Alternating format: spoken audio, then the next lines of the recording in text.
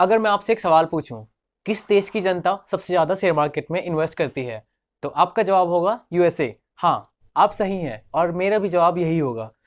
But कैसा लगे अगर मैं आपसे बोलूं कि आने वाले समय में इंडिया भी इस आंकड़े को छू सकता है या फिर इससे भी आगे जा सकता है।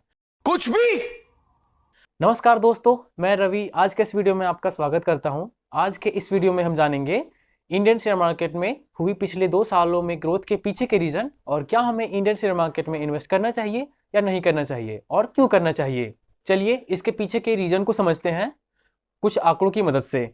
2020 में इंडियन शेयर मार्केट की टोटल वैल्यू 2.52 ट्रिलियन डॉलर थी, जो कि 2022 में बढ़ के ये नंबर 3.96 ट्रिलियन डॉलर हो चुकी है, जो कि ऑलमोस्ट डबल है।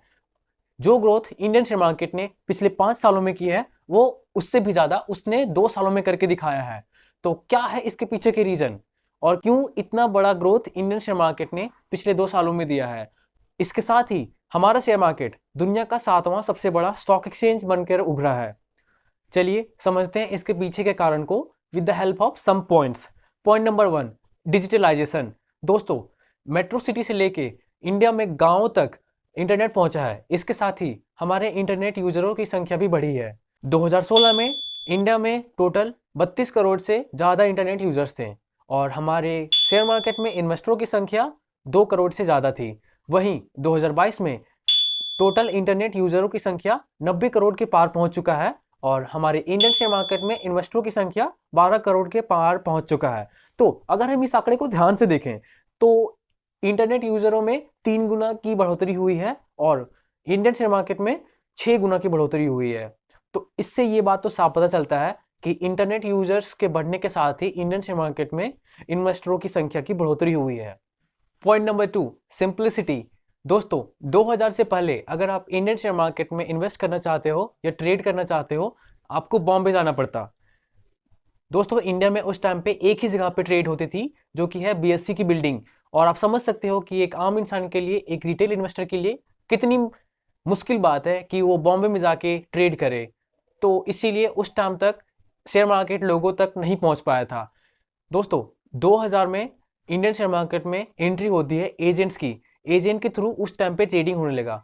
उस टाइम के एजेंट को हम आज के साइबर कैफे के तौर पे देख सकते हैं। जैसे आज हम हमारे आसपास साइबर कैफे के दुकान होते हैं, उस टाइम पे शहर में कहीं कहीं एजेंट का दुकान होते थे, जहां पे जाके आप उनके पास मॉनिटर में बाय एंड सेल के बटन दबा के आप इंडियन शेयर मार्केट में ट्रेड कर सकते थे।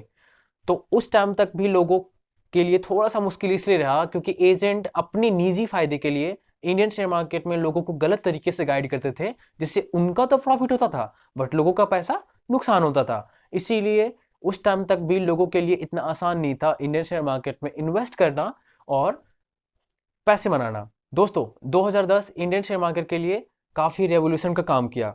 डेट है 21 सितंबर 2010, जिस दिन पहली बार इंडियन शेयर मार्केट में फोन से ट्रेडिंग की गई थी। और ये पॉसिबल हो चुका था थैंक्स टू जेरोधा। जेरोधा उस दिन से अपने काम पे आ चुका था। जेरोधा के जरिए ट्रेड किए जा रहे थे। इसके साथ ही नए नए ब्रोकर अब फोन के जरिए ट्रेडिंग करवा रहे थे। बट उस टाइम भी शेयर मार्केट आम लोगों की पहुंच से थोड़ी सी दूर था। क्यों? क्योंकि account opening fees, maintenance fees, annual maintenance fees और भी बहुत सारी चीज़ें होती थी। और इंडियन शेयर मार्केट में अगर आपको ट्रेड करना है तो आपके पास एक डीमैट अकाउंट होना चाहिए। और वो डीमैट अकाउंट ओपन होने के लिए उस टाइम पे 7 से 14 दिन का प्रोसेस लगता था।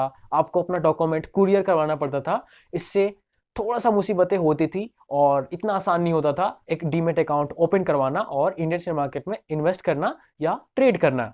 तो आप ये बोल सकते हो कि उस टाइम भी इंडियन शेयर मार्केट आम लोगों की पहुंच से थोड़ी सी दूर थी। दोस्तों, इंडियन शेयर मार्केट के लिए टर्निंग पॉइंट आता है 2016, जिस टाइम जियो अनाउंस होता है इंडिया में और सबके पास 4G फोन होने लगता है। और उसके साथ ही इंडियन शेयर मार्केट में भी ट्रेड करना हम लोगों के लिए आसान हो जाता है। यहाँ पे बात इंटरनेट की नहीं हो रही, यहाँ पे बात डीमेट अकाउंट्स की हो रही है।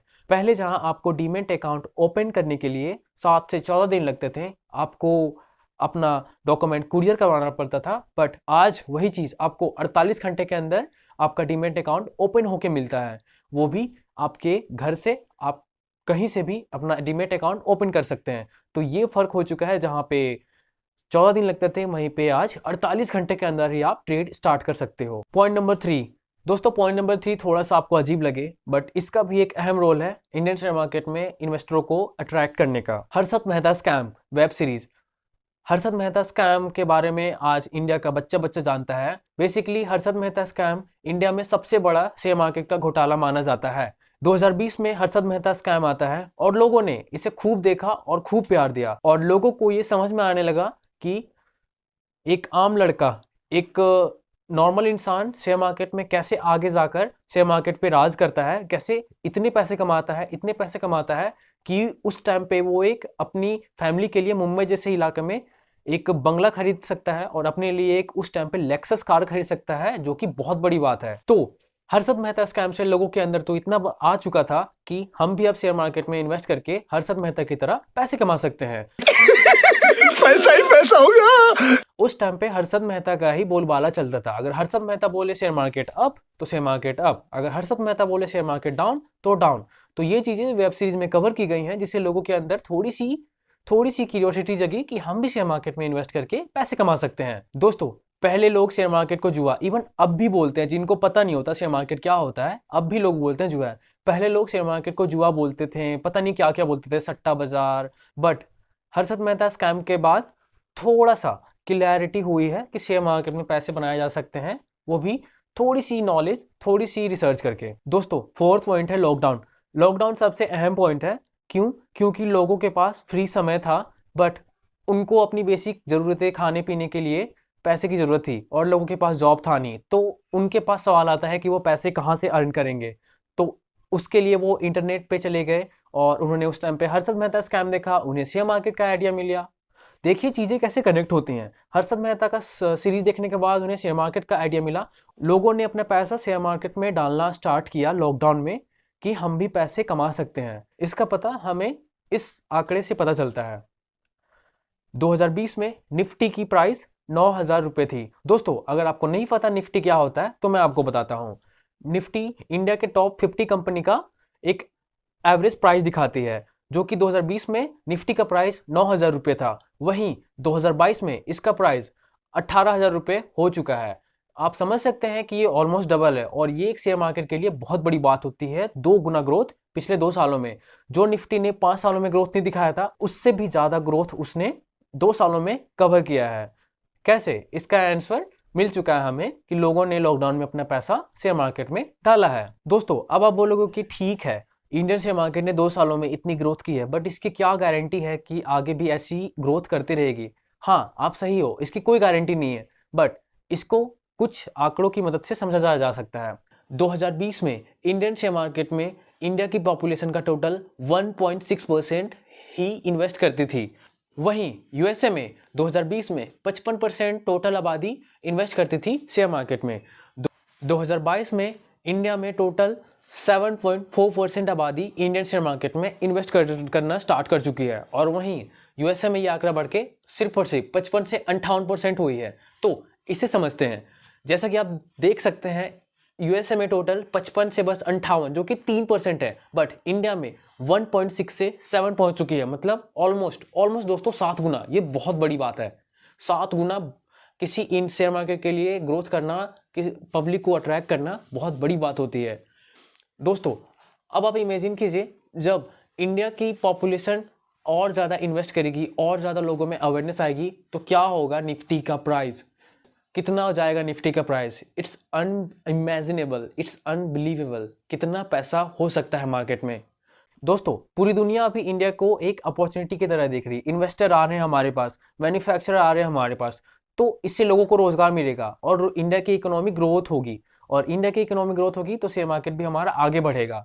जो सवाल हमने शुरू में पूछा था कि क्या हमें इंडियन शेयर मार्केट में इन्वेस्ट करना चाहिए, इसका जवाब मैं आप पे छोड़ता हूँ।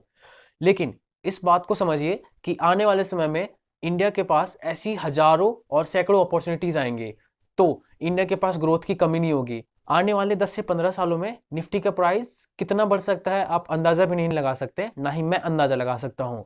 So that is for today guys. I hope आपको इस वीडियो से नॉलेज मिली है।